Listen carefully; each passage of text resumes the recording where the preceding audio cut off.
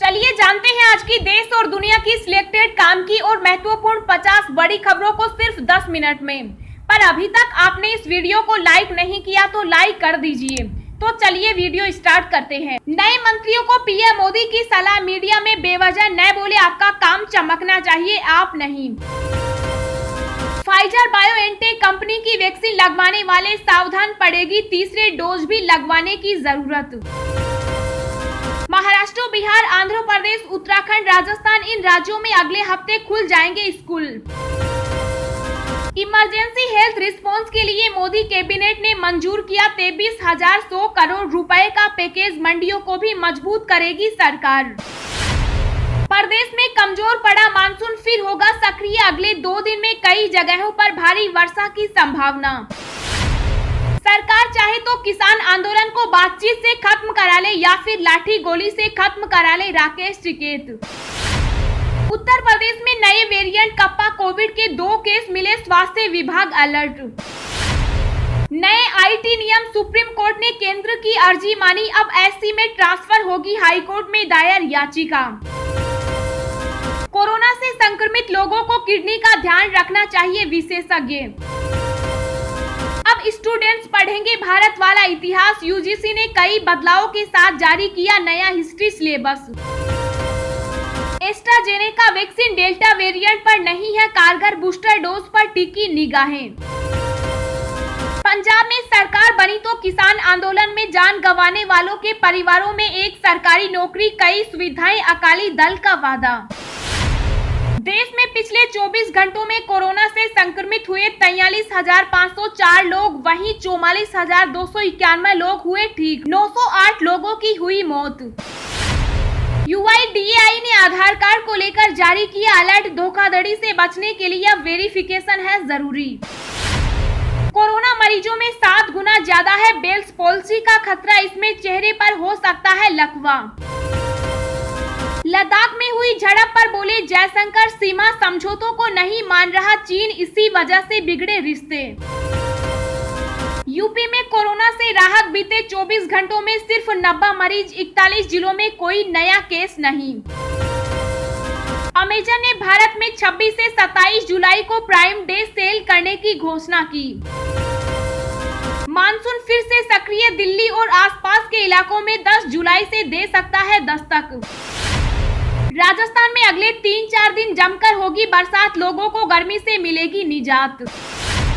Corona नियमों का पालन न करने पर पीएम मोदी ने जताई चिंता, कहा लापरवाही की जगह नहीं होनी चाहिए। सितंबर 2021 तक ईपीएफ को आधार से लिंक कराए नहीं तो पीएफ से पैसा निकाल नहीं पाएंगे। पश्चिम रेलवे ने 4 स्पेशल ट्रेनों के परिचालन के साथ 3 जोड़ी स्पेशल ट्रेनों का किया विस्तार। महाराष्ट्र से आने जाने वाली बसों पर रोक बरकरार, 14 जुलाई तक नहीं चलेंगी बसें। कोरोना के बाद अब केरल में जीका वायरस ने दी दस्तक, जानिए क्या है इसके लक्षण। अपनी नई प्राइवेसी पॉलिसी पर व्हाट्सएप ने लगाई रोक, एससी से कहा ये हमने अपनी इच्छा से किया। कोविड की संभावित थर्ड वेव से निपटने के लिए ग्रेडेड रिस्पांस एक्शन प्लान को मंजूरी दी गई, केजरीवाल। जी हां दोस्तों, और भी बहुत बड़ी काम की खबरें निकल कर आ रही हैं, इसलिए वीडियो को लास्ट तक जरूर देखना। तो चलिए अब जानते हैं जो महत्वपूर्ण खबरें हैं उनको विस्तार से। पर इससे पहले अभी तक आपने इस वीडियो को लाइक नहीं किया तो लाइक कर दीजिए। महाराष्ट्र, बिहार सहित इन राज्यों में अगले हफ्ते खुल जाएंगे स्कूल, जाने आपके राज्य का क्या है अपडेट। जी हां, कोरोना वायरस के नए मामलों में कमी के बीच अधिकतर राज्यों में सख्त लॉकडाउन हट चुका है, जीवन पटरी पर लौट रहा है। ऐसे में छात्रों की पढ़ाई को हो रहे नुकसान को देखते हुए कई राज्य और केंद्र शासित प्रदेश सरकारें स्कूलों को फिर से खोलने पर विचार कर रही है। दिल्ली समेत अधिकतर राज्य अभी स्कूल बंद ही रखना चाहते हैं क्योंकि तीसरी लहर का खतरा है। हालांकि उत्तराखंड, आंध्र प्रदेश, बिहार समेत कुछ राज्य अगले सप्ताह से स्कूल खोल रहे हैं। आइए जानते हैं किन राज्यों में फिर से स्कूल खोले जाने की तैयारी की जा रही है। बिहार में 12 जुलाई से 10वीं कक्षा से ऊपर के स्कूल कॉलेज खुल जाएंगे। अभी 50% छात्रों को ही बुलाया जाएगा। शारीरिक दूरी के लिए गोले बनाए जाएंगे। महाराष्ट्र में भी 15 जुलाई से पढ़ाई शुरू। महाराष्ट्र सरकार ने बुधवार को कहा कि जिन जोन्स में कोविड-19 का एक भी मामला नहीं है, वहां पर अभिभावकों की सहमति से कक्षा 8 से 12 तक के बच्चों की कक्षाएं शुरू की जा सकती हैं। आंध्र प्रदेश की सरकार ने 16 अगस्त से स्कूल खोलने का फैसला लिया है। 12 जुलाई से ऑनलाइन कक्षाएं शुरू हो जाएंगी। अध्यापकों को वर्कबुक पर ट्रेनिंग 15 जुलाई से 15 अगस्त के बीच दी जाएगी। उत्तराखंड सरकार ने 12 जुलाई से कक्षा 1 से 12 तक के सारे स्कूल खोलने का फैसला किया। हालांकि छात्रों के आने पर रोक लगी हुई है। फिलहाल केवल अध्यापक और स्टाफ ही स्कूल आएंगे। राजस्थान में स्कूल खोल दिए गए हैं और नए सत्र के लिए प्रवेश लिया जा रहा है। हालांकि छात्रों को स्कूल आने की अनुमति नहीं दी गई है।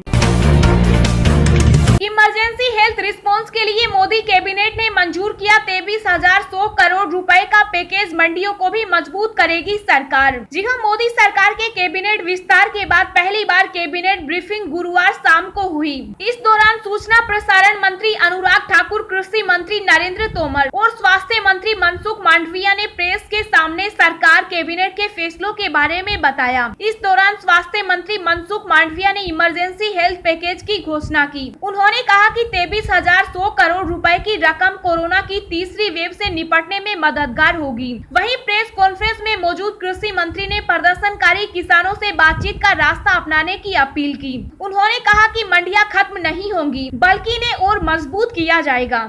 1 लाख करोड़ रुपया मंडी के जरिए किसानों तक पहुंचाया जाएगा। बाद में प्रधानमंत्री नरेंद्र मोदी ने भी कैबिनेट की बैठक को लेकर ट्वीट किया। इन ट्वीट्स में उन्होंने लिखा है कि कैबिनेट बैठक में कृषि और किसानों के कल्याण को लेकर महत्वपूर्ण फैसले लिए गए हैं। मंडियों को सशक्त करने के लिए कृषि इंफ्रास्ट्रक्चर फंड के उपयोग के साथ साथ लोन पर ब्याज में छूट की व्यवस्था भी की गई है। सरकार चाहे तो किसान आंदोलन को बातचीत से खत्म करा ले या फिर लाठी गोली से खत्म करा ले, राकेश टिकैत। जी हां, नए कृषि कानूनों को लेकर किसानों का प्रदर्शन लगातार जारी है। किसान नेता इस बात पर अड़े हुए हैं कि तीनों कानून रद्द हो। इस बीच केंद्रीय कृषि मंत्री नरेंद्र सिंह तोमर ने एक बार फिर किसान संगठनों से केंद्र सरकार के 3 नए कृषि कानूनों के प्रावधानों के खिलाफ प्रदर्शन समाप्त करने और सरकार के साथ बातचीत फिर से शुरू करने की अपील की। हालांकि उन्होंने कानूनों को रद्द करने से इनकार कर दिया है। केंद्रीय कृषि मंत्री के बयान पर भारतीय किसान यूनियन के नेता राकेश टिकैत ने भी प्रतिक्रिया दी है। उन्होंने कहा कि आंदोलन तो सरकार के हाथ में है, जब चाहे खत्म करा ले। राकेश टिकैत ने कहा, हम बातचीत के लिए तैयार हैं। बातचीत के लिए शर्तें नहीं होनी चाहिए। सरकार जब चाहे तब बातचीत कर ले। ये आंदोलन जब तक सरकार चाहेगी तब तक चलेगा। आंदोलन तो सरकार के हाथ में है, हमारे हाथ में नहीं। सरकार बातचीत से खत्म कर ले, सरकार लाठी गोली से खत्म कर ले।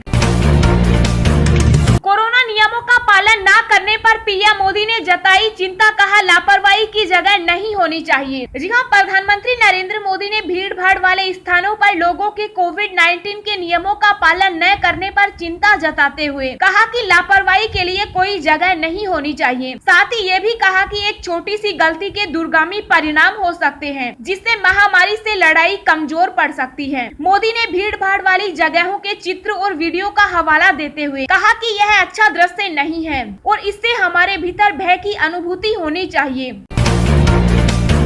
अब स्टूडेंट्स पढ़ेंगे भारत वाला इतिहास। यूजीसी ने कई बदलावों के साथ जारी किया नया हिस्ट्री सिलेबस। जी हां, यूनिवर्सिटी ग्रांट कमीशन ने बीए इतिहास के विद्यार्थियों के लिए नया सिलेबस तैयार किया है। इस सिलेबस में कई नई चीजें जोड़ी गई है, जबकि जो टॉपिक कई सालों से पढ़ाए जा रहे थे उन्हें हटा दिया गया है। आपको बता दें कि यूजीसी की ओर से तैयार किए गए सिलेबस में ज्यादा बदलाव नहीं किया जा सकता और संस्थान इसमें 30% तक ही बदलाव कर पाए हैं। ऐसे में अब आगामी विद्यार्थियों को ये नया इतिहास ही पढ़ना होगा।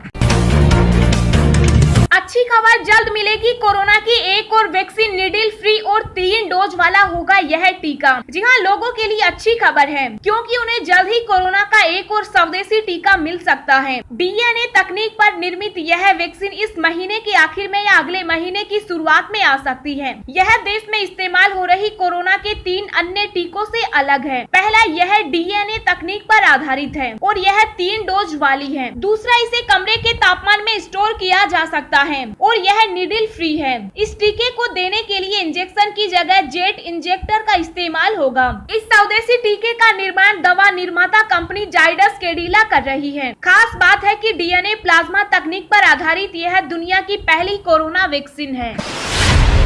दिन भर की ताजा खबरें सोशल मीडिया पर पाने के लिए आप हमें फेसबुक, ट्विटर, टेलीग्राम पर ज्वाइन करें। लिंक नीचे डिस्क्रिप्शन में दी गई है। इसके साथ ही खबरें सबसे पहले पाने के लिए चैनल को सब्सक्राइब करें और बेल आइकन को प्रेस करके ऑल को सेलेक्ट करें।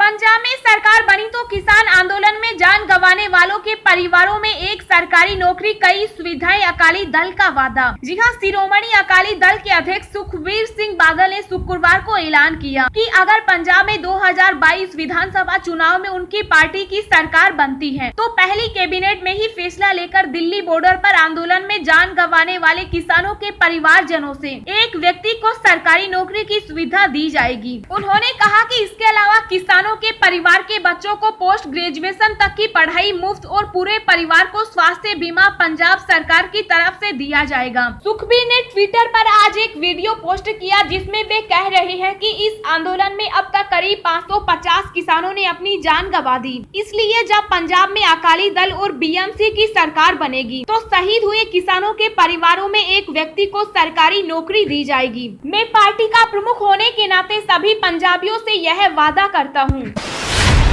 कोरोना के बाद अब केरल में जीका वायरस ने दी दस्तक, जानिए क्या है इसके लक्षण। जी हां, कोरोना की तीसरी लहर के आने को लेकर जारी चर्चाओं के बीच केरल में अब जीका वायरस के भी दस्तक देने की खबर सामने आ रही है। हालांकि अभी तक इन मामलों की पुष्टि होना बाकी है। वहीं मीडिया रिपोर्ट के मुताबिक केरल में जीका वायरस के अब तक 10 मामले सामने आए हैं। मीडिया रिपोर्ट में सूत्रों के हवाले से बताया गया है कि पुणे स्थित राष्ट्रीय विषाणु विज्ञान संस्थान यानी NIV में जाँच के लिए 13 सैंपल भेजे गए हैं। WHO के अनुसार जीका वायरस एक मच्छर जनित फ्लेवी वायरस है जिसे पहली बार 1947 में युगांडा में बंदरों में पहचाना गया था। व्हाट्सएप के जरिए हैकर्स ऐसे कर सकते हैं आपका बैंक अकाउंट साफ। बचने के लिए अपनाएं ये जरूरी टिप्स। जी हां, इंस्टेंट मैसेजिंग ऐप व्हाट्सएप अब सिर्फ मैसेज करने तक ही सीमित नहीं रह गया है। यूजर्स अपनी लोकेशन बताने से लेकर पेमेंट तक इसके जरिए कर सकते हैं, लेकिन इसके इतने पॉपुलर होने के साथ ही हैकर्स की भी इस पर नजर रहती है। अब इस ऐप के जरिए ऑनलाइन बैंक फ्रॉड हो सकता है। साथ ही हैकर्स ई-वॉलेट अकाउंट और UPI को भी हैक कर सकते हैं। अगर आप चाहते हैं व्हाट्सएप के जरिए हैकर्स का निशाना न बने तो आपको कुछ बातों का ध्यान रखना होगा। अगर कोई अनजान पर्सन आपसे कांटेक्ट करे तो उसको रिप्लाई ना करें। इसके अलावा अगर कोई अनजान आपको कोई लिंक शेयर करे तो उसको ओपन न करें। कभी भी किसी से अपनी बैंक डिटेल शेयर ना करें। अगर कोई डेबिट कार्ड, क्रेडिट कार्ड का पिन और इंटरनेट बैंकिंग का पासवर्ड मांगे तो उसे कभी शेयर ना करें।